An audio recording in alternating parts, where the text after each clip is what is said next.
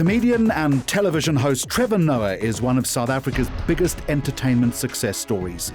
After cracking the local comedy circuit, he packed his bags to seek his fortune in the United States. Little did he know he'd end up hosting one of the most politically astute and most watched late-night television programs, The Daily Show, on the Comedy Central network. He succeeded the enormously successful incumbent Jon Stewart. This is a world of highly scrutinized audience ratings, downloads that are measured in millions, and the power and the influence to make or break politicians. Now, in an eNCA exclusive, Trevor Noah gives his first essay television interview as he sits down with the channel to talk about the pressure to succeed, how the show is written and filmed, and why politics in the United States right now is the gift that keeps on giving. Trevor Noah, first of all, a huge welcome to eNCA. This is a big interview of us, and thank you so much for joining us as we sit in a meeting room, I think just above your studio. I think it's been just on a year since you took over the reins. Is it everything that you were hoping it would be? Well, I guess I'm lucky in that I wasn't hoping it would be anything. You know, I've approached every single step in my career as just that, the next step, the next challenge, the next opportunity. You know, The Daily Show is a really prominent show. It's an opportunity to engage with people on some really serious issues. It's also a great platform to try and bring people together, which is the world I come from. It's what I like to do. I never anticipated being on a show, a comedy show, that would be scrutinized as much as The Daily Show is. And, you know, to a certain extent, it is an indictment on the news in America when you get to a place where you realize that people scrutinize a comedy show more than the material that comedy show is itself scrutinizing. So it's a strange place to be in, where you realize how bad it's become. Because, I mean, in any situation, the jester should never be the one that is questioned in any way. As a result of that scrutiny, though, you carry enormous influence, and I presume that influence has grown incrementally, has it not? Yeah, definitely. I mean, any platform gives you influence, you know? Any platform gives you an opportunity to, I guess, to exercise influence, and the Daily Show is no different. And I've learned that, and I continue to learn it every day. I want to go back, if we can, to the first night and that moment where the terror and the excitement must have intersected. Give us a sense of what that was like. If those adjectives are the right adjectives, maybe they're different ones. I wonder if it's terror. It definitely flies by. It's extreme. Yeah, you're extremely nervous in that moment. You question everything. Your mind flashes through every single decision you've made to get to that point. You go through all your preparations again. You realize you can't really change anything. This is the moment. And then in a flash, it's over. And then I think the biggest emotion was really the dread, because you get through it, it goes well, and then you realize you have to do it tomorrow, and the next day, and the next day. And the next day. You know, so your victory is short-lived. Your success is one that you cannot dwell on, because you have to do it every single day. At some point, you must have realized that you were starting to find your feet, that you were getting traction. We've just had a look at the numbers that have been released for the second quarter of this year, looking really encouraging. That must fill you with a great deal of pride now that you've reached some sort of plateau on the way to the summit. Yeah, definitely. Look, I'm proud of the team, and I'm proud of the show, and I'm proud of what we're doing, because people take for granted the fact that we have started a new show. You know, yes, we took over from The Daily Show with Jon Stewart, but essentially it's a new show. You have to anticipate the fact that some viewers from the previous show won't join in with this iteration of the show, and that's what's meant to happen. If that doesn't happen, in essence, it means your show hasn't changed. It means that there is no new show, because you have to bring in new viewers. You have to, at some point, lose old viewers. And that doesn't mean age, it just means people who see the purpose of the show in a different light, or even look at who's hosting the show in a different way. So that's something I think we anticipated, and I mean, you also have to know that when you go for younger viewers, especially in the US, younger viewers don't watch TV the way older viewers do. You know, people are watching on their phones, on their tablets, you know, on using apps and websites and Hulu and so on. So it's not just linear ratings that I think influence us. With that said, you understand advertisers are still dictated by that. So you're still trying to go for that, and it's really important to get to that place. But I've always been a firm believer, and I guess it's from comedy, from South Africa, is that the content comes first. Like, in a strange way, the ratings will always follow. You can't chase ratings because it's an imaginary thing. You can't chase people watching your show. What you can do is chase making the best show you can make. And then if you achieve that, you hope that people will then connect with it. Trevor Noah, the South African host of The Daily Show, talking exclusively to eNCA. Our conversation from his New York studios continues in a moment. If people are criticizing you, then at least you're in the space that you're worthy of criticism. I always say in life you should be hated or be loved, but don't be meh.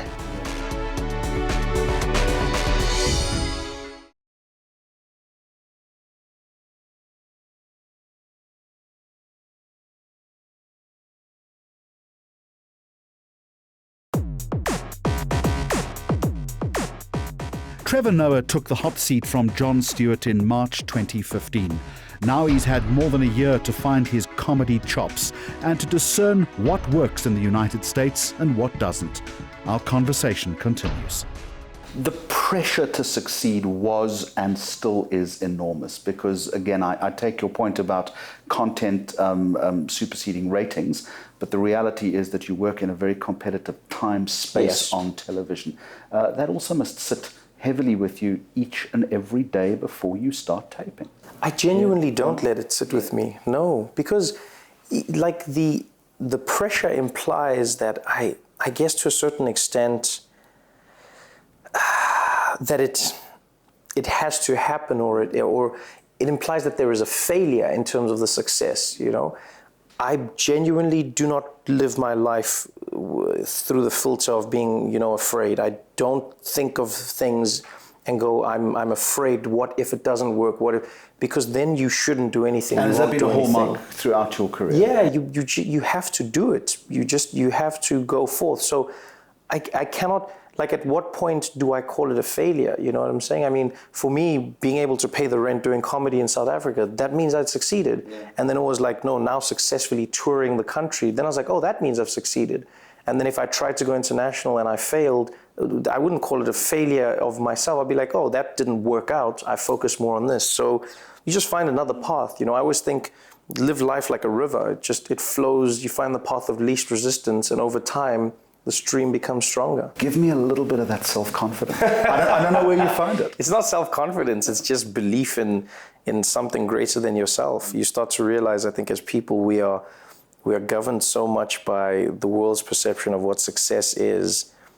And if you truly believe that everything is helping you, you don't know why it is helping you, you don't know when it is going to help you. If you truly believe that, then you will find that you can only win in life. You can only get to the place that you need to be at. But a lot of the time we spend so much time fighting that we don't know why. Which I'm assuming to an extent has inured you against some of the criticism that you would have faced initially and probably still do, filling those big Jon Stewart shoes, perhaps not necessarily understanding the deep and refined nuances of American politics. Yep. But that's the way you got to roll, I suppose. Well, you have to accept that, you know. The point of following Jon Stewart, because obviously I didn't replace him. He left, and then I filled an empty space. You know, so the point of following Jon Stewart is to take on an impossible task. Those are the most exciting tasks. They're impossible. So if it's impossible, you have two options. You don't do it, and it was obviously impossible, or you achieve it, and then you have achieved the impossible. So why do any task if it is not impossible? That's the exciting thing. So in terms of criticism, you have to understand the tallest trees get the most wind. So if people are criticizing you, then at least you're in the space that you're worthy of criticism. I always say in life you should be hated or be loved, but don't be meh. Yeah. Again, give me some of this. I wish I had a Trevor Noah. Let's park all of that for a moment. How does the day work? So you wake up at what time in the morning? Wake up, depending on the day, let's say 7 a.m. Get up. Not to give away secrets, but you live fairly Yeah, within I live walking within distance of the studio. I'm at least 15 minutes no more away from work, because traffic in New York is so insane. I don't want that to be a part of my day, and it's so unpredictable. So I wake up at 7 a.m. I meditate, and then I work out for a bit, read the news, watch the news, consume as much information as I can. Okay, so read the news on your tablet, I presume. On my phone, yeah. Yeah? Yeah, everything. No newspapers? No newspaper. New York Times doesn't arrive thud on your doorstep? It's on my phone. Okay. So it's New York Times, it's a bunch of publications, everything. New York Times, but Fox News? Uprocks. No, I don't. Not? Okay. No, I genuinely don't. The thing is, I try my utmost to consume news. Coming from South Africa, let's say, I come from a place where, for the most part, I mean, recently we're struggling with that, but for the most part, news is just a fact-driven thing. There is very little excitement other than the content that is generated by the facts that are being covered. There is very little bias. Your inflection is almost the mark of bad journalism. That's an editorial that you are now taking. So whether you are interviewing Julius Malema, or whether you are interviewing Nelson Mandela, or you're interviewing Peter Dirk Ace, or F.W. de Klerk, your tone should not give you away. We should not know who you support as the news reporter. We should not know who you as a journalist are rooting for when you're privately in a booth. And that's what news is meant to be. But now, once news strays into the world of opinion, it's no longer news. They shouldn't even call it news. It can't be that. And so I try my utmost not to consume news from those sources. And that's both sides, not just Fox, but it's like if it's left leaning or if it's right leaning, then I'm like, then it's not news. I'm trying to go for places that are just, bipartisan and saying that's the fact and that's it.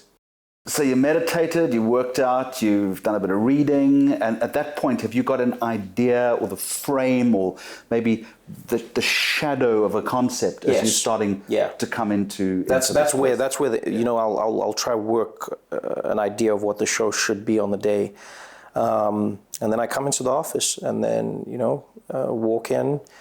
And then we sit for about an hour. Where do you sit? We sit we've got a writer's room. We sit together. We work through the show. People bring up stuff they may have seen on the news. We talk about that, and then we get into the day. How long is that meeting, Trevor? That's an hour. Yeah. It's an hour, and then we sit, and then we get into the day, and we start creating the show. Because a lot of what makes the show a long process is production. You're producing elements. Whether it's creating videos, whether it's graphics, whether it's trying to find like a little illustration that's going to help a joke come to life. Those are the things that take a long time. You can't do that in the matter of moments. And then the writing and then the researching. You have to make sure what you're talking about is correct.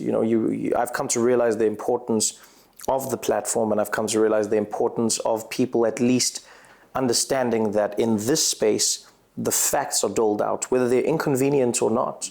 They have to be truths. And so that is what we focus on. And then it's layering all of that with the right dose of comedy. At what point is it coming together? It's all coming together at about 2:30, 3 p.m. 4 p.m. we are rehearsing, seeing how it looks when we do it, making sure all the elements fit together. And then 4:30 to 5:30, we are rewriting, just touching the script up and finishing it, getting it ready for taping. The audience comes in, and then we're taping 6:30 to 7, and then the show is done. And then you literally leave that show. How was it? Good. And it's astonishing because the canvas is ripped away and you're starting all over again. And then you start the next show. How do you know when a line or a joke or the big reveal or something in the monologue is actually working, or if it's not working? That's experience. That's your craft. It's purely experience. That's all it is. I liken it to music. I hear comedy the same way musicians hear notes. So it doesn't mean that I'm an impresario, but I can hear it. I can identify when it is correct. It doesn't mean that you can always write the right song or you can, jam the right notes. But I can hear it. And that's just years and years of experience. And the more I do it, the more I learn. Even in a year of doing it at The Daily Show, I've gotten faster at doing that now. But you've got to balance that. It's it's the risk and pushing the envelope. Yes. With what also works as well, and somewhere in the middle is the holy grail. Definitely, yeah. And you realize more and more. Like one thing I learned from South Africa to America is just culturally how how offenses change. That's such a strange thing for me. Like in America, there are racisms that we don't even think of in South Africa. There is a history that is completely foreign to us. Whereas in South Africa, there is very little, if no, history of racism and oppression by the general populace to, let's say, the Asian population, because they were considered black. So they were, like Chinese people were I guess under the same oppressive thumb. In America, there's a totally different history to that. So let's say if you do a British accent in America, and if you do a Russian accent and an Italian accent, people are fine. You do a Chinese accent, you're racist. And I come from a world where I'm like, I don't understand how can that be racist? And then you understand that there is an oppressive history to that accent, the way it was used in America. It's such a strange. So how do you navigate your way through that? Use the team. Yeah. Everyone discusses that. And sometimes I push. Sometimes I go, no, we're going to do it because I want that to be a topic of discussion, because I want that to be, that's the point of comedy. With the resultant blowback.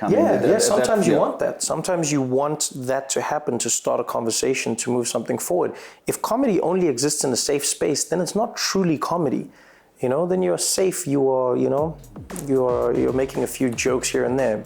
This is a story of a South African comedian who's holding his own on the late-night US television circuit against the names of Jimmy Fallon, Jimmy Kimmel, and Stephen Colbert. Our conversation continues. I'm getting better and better every day at, most importantly, not being afraid to speak my piece.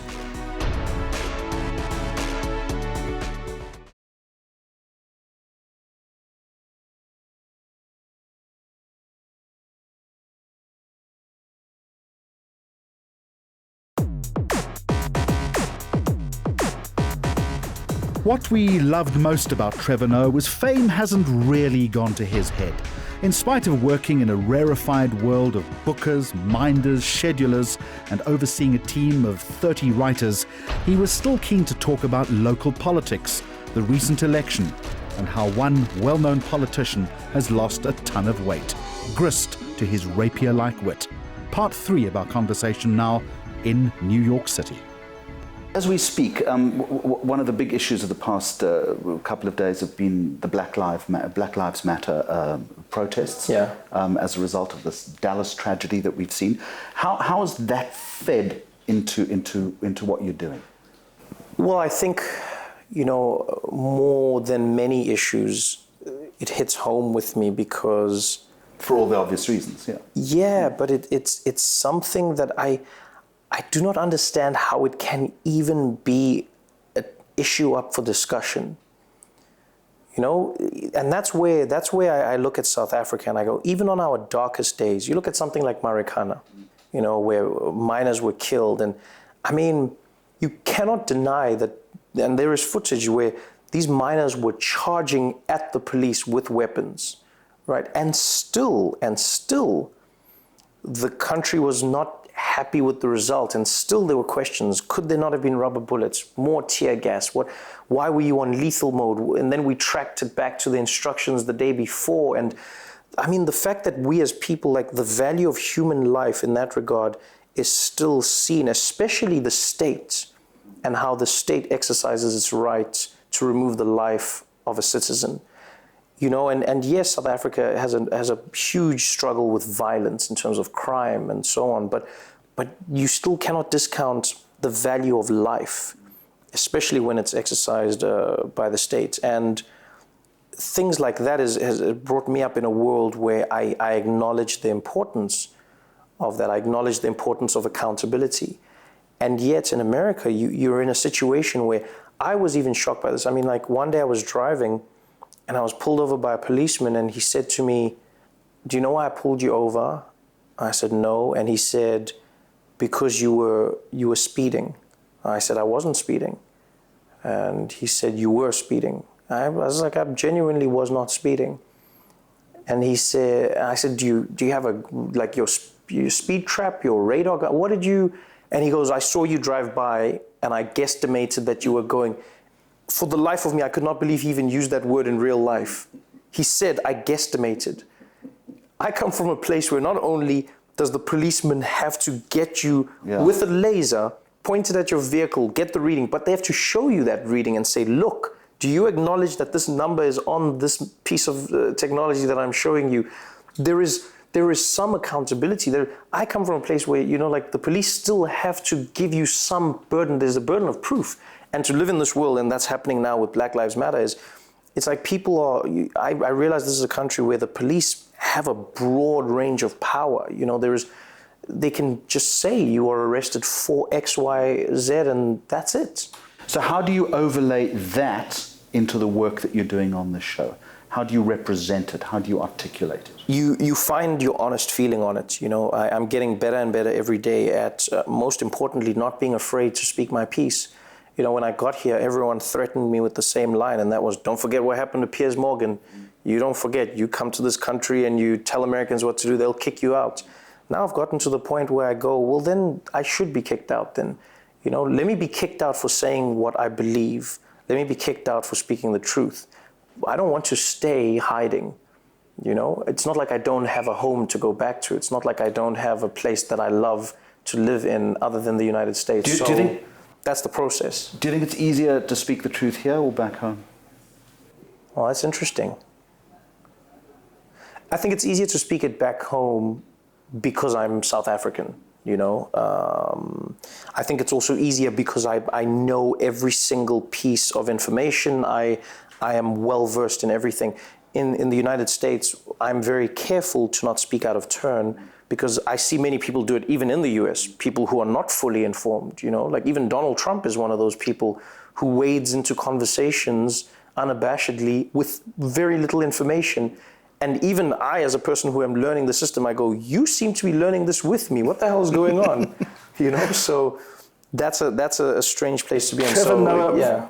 Funny you should mention Donald Trump, but as we're taping this interview, I think in the next day or two, you're heading off to Cleveland, Ohio. Your daily show comes from there for the Republican convention. What's the sense? Is this disappearing down a political rabbit hole for you, do you think? For me? Yeah. I think everyone should be disappearing down a political rabbit hole. I find it interesting how politicians have somehow successfully made it seem like politicking is reserved for an elite few. Yeah. Whereas the word politician came from the Greek. It was for the people, of the people. That's what it is meant to be. And somehow we've gotten into this convoluted space where it's become so complicated that the layman is not supposed to understand it, and you're excluded from speaking about it if you are not, versed. And that's what I'm fighting against. I'm going, we're going to break this down to its very basic elements and argue it the way it should be argued, and that is in a way every layman can understand. So for me, everyone should be going down a political rabbit hole, but what we should be doing is taking politics and bring it back to the people. Are you thinking about the specter of a Trump presidency? Maybe I suffer from too much optimism, but I don't believe America will vote that way. I do not believe that the majority of a country will vote for a man who is that divisive, will vote for an idea that is fundamentally opposed to what America is. His world and his words speak for themselves. So I don't think that if it were to happen, and I mean crazier things have happened, I don't know that America would be able to recover from it. I don't even think Republicans are being honest with themselves in terms of them thinking they can control this person. We come from a world where you've seen that there are politicians that are uncontrollable. You put them in the right position, you get them in the right place, and you realize controlling them is not something that is manageable. There are people who thought they could control Julius Malema. There are people who thought they could control Jacob Zuma. But you come to realize that when you put the wrong man in the right place, he can do the utmost damage. You have so many targets of satire in this country. Do you miss them? President Zuma? Julius Malema? I do, tremendously. Gwede Mantashe? Tremendously. Claudie Motsoeneng? Yeah, especially skinny Julius. I'm sad that I'm missing that, Yes.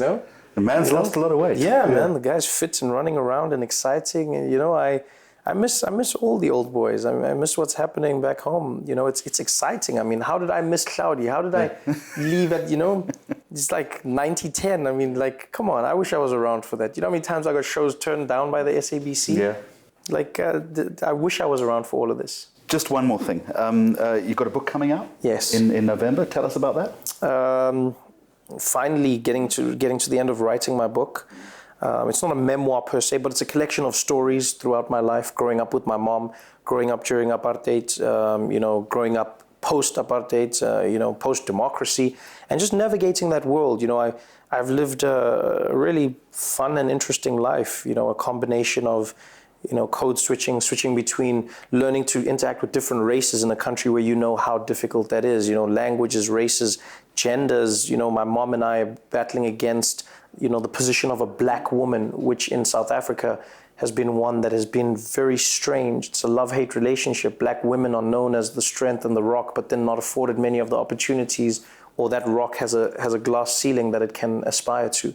So the book really speaks to all of those topics, and I hope it can connect with people and just share really the deepest, darkest secrets of my life and the funniest stories that I've never told. And Trevor Noah, may you continue to live that fascinating and interesting life. And thank you so much for inviting us into your lair, so to speak. Thank you very much. Great to see you again. Nice to see you.